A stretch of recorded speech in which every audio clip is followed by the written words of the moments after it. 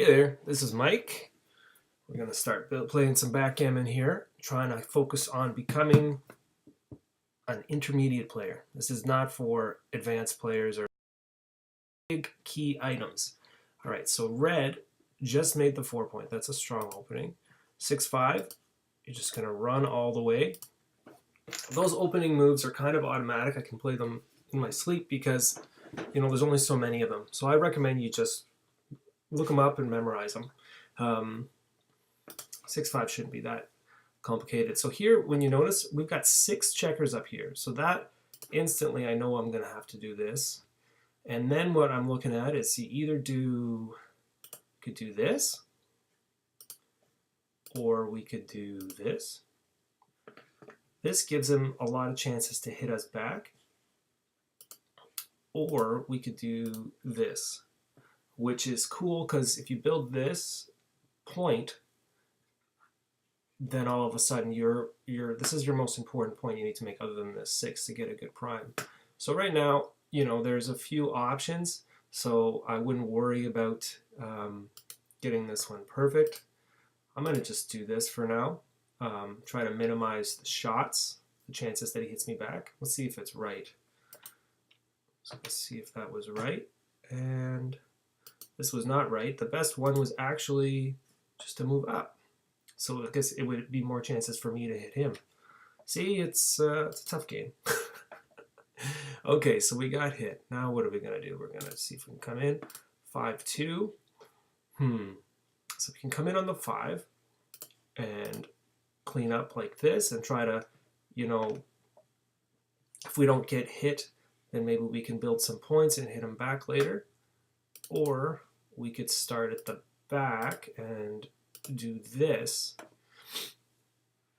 This is actually better for me because when you're behind in the race like we are, you want to stay back and wait for a shot, because as soon as he leapfrogs you, so if we do this and he gets over me there, then I'm really in no threat. This is not an easy one though. So if it's not easy for me, then you shouldn't worry about it if you're a beginner. So let's try this. And let's just take a look at that option. So we did the right move. Everything else was a mistake. This would have been bad. This would have been bad. But whatever. I wouldn't feel too bad if we got that wrong. Take or pass. So let's look at this. Can we get gammoned? Well, we only have one checker here. So if we get closed out with just one checker, we should be still not gammoned. Do we have like a 25% chance of winning this game? I think sure. Because let's see what's going to happen. If red rolls a 1-3, that would be great for them. But then I could still roll a 6-4 or something to escape in this roll or the next roll, and then I wouldn't be out of the question. It's not a ridiculous raise. It's not close, but it's certainly close enough to take. So I'm going to take this. And let's see. So this said we had a 36% chance of winning, which is good. That's good enough.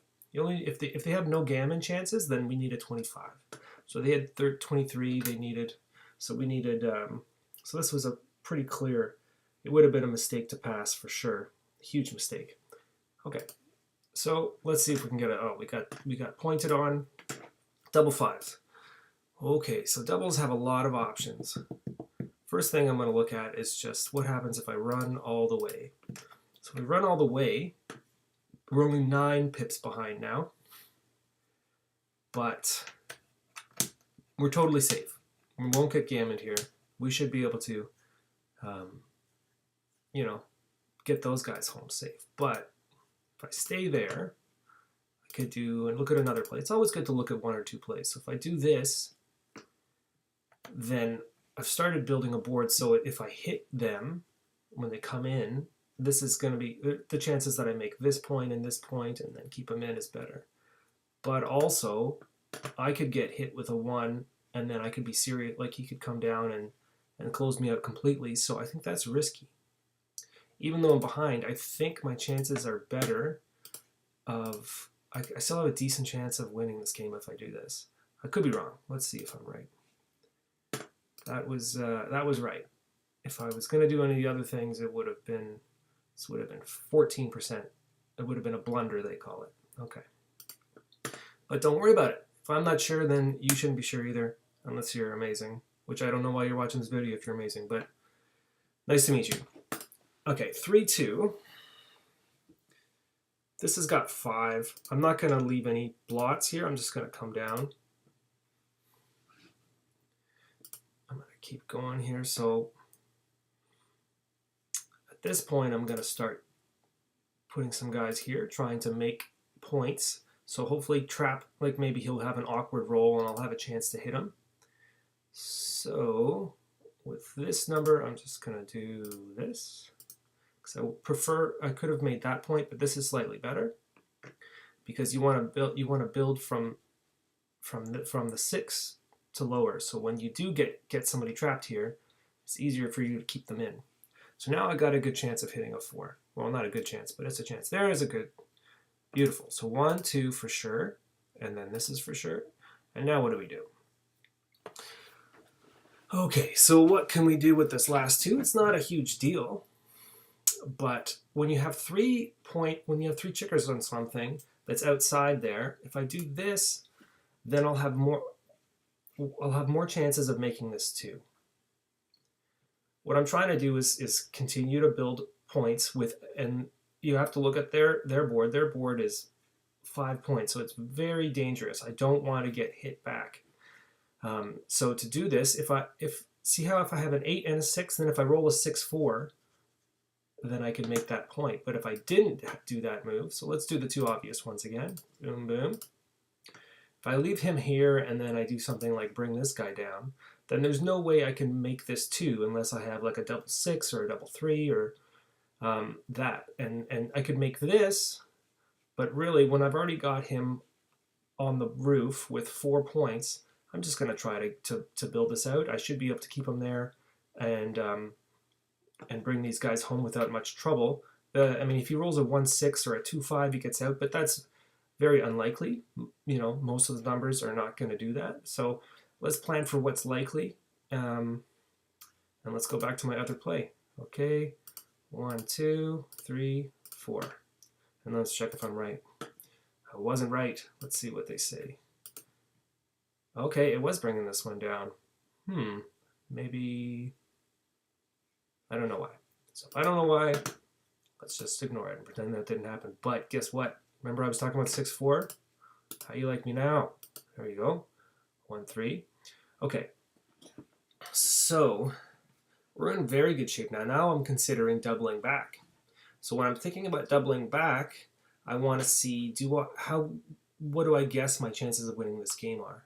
So I guess if red rolls a 6 and they can come out, and then we're only slightly up in the race.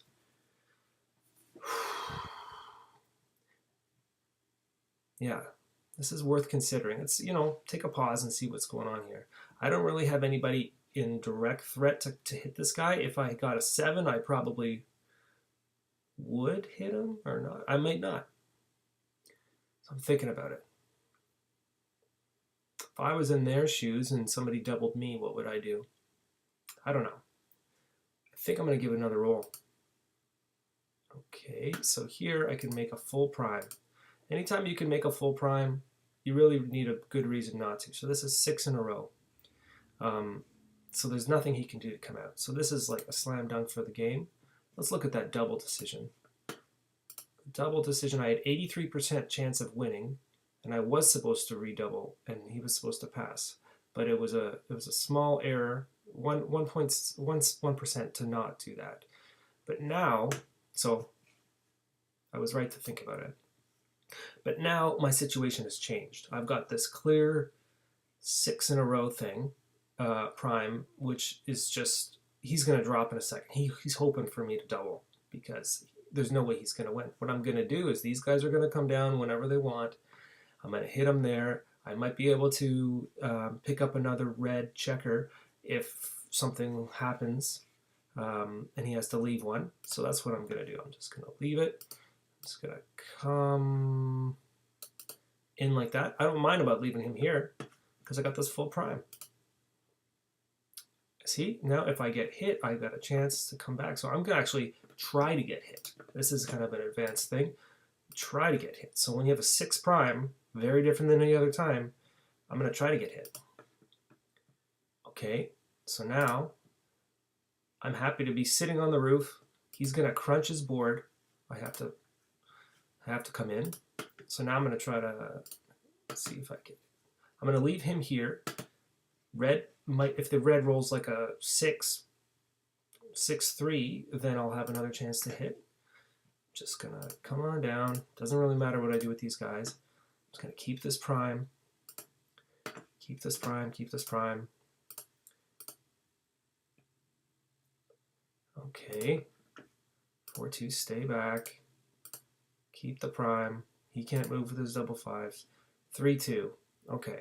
So chances are this is going to be like if he rolls a double 4, double 3, but then we'll get a shot. But we might just be hooped and just have to do this. Is that right? Is that the right thing to do? Oh, I should have. Yeah, that's what I was right. So here, let's just keep going. Come on in, leave your 6 prime. Leave your 6 prime. Okay, so now it's probably unlikely that we're going to get another shot. So what I'll try to do is close him out completely so I can take off in the safest way possible. Okay, I got double 6. That was a forced move. That's why it does it for you. So now I'm just going to try to get a double because there's no threat for me to lose this game, really, because I'm not going to get stuck behind his checkers because they're all crashed. I call this crashing. If you crash, it's like we're going to call it an automatic lose if you crash. So I'm going to take off as many checkers as possible. 5-3. So there's 2 things to consider here. There's this one, which is I didn't take anybody off, but it's safe because he can come in on the 6 and escape. There's no way I would get hit. But what to consider here is I want to try to get a gammon, which is when you get off all your guys before he gets one of his off. So this isn't that risky.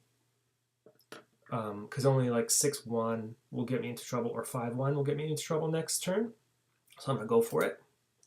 And that was correct. 4-1. Okay, so here, like I don't want to get hit, so I'm going to do that. 4-1, so 5-3. That 5 is, I have to do. There's no point in leaving him here. Just going to do that. So it sounds, we're not going to get a gammon, I don't think. Unless he rolls 2-1 100 times in a row. Yeah, definitely not. So 6-2. So once he's got one off, this is a double. I mean, of course he's going to drop it. Maybe they misclick. So you sure you want a double? Yes. And then that was a very good game for me. I'm not the world champion. If you didn't know, I'm not the world champion. Anyway, good game. Let's do another one later.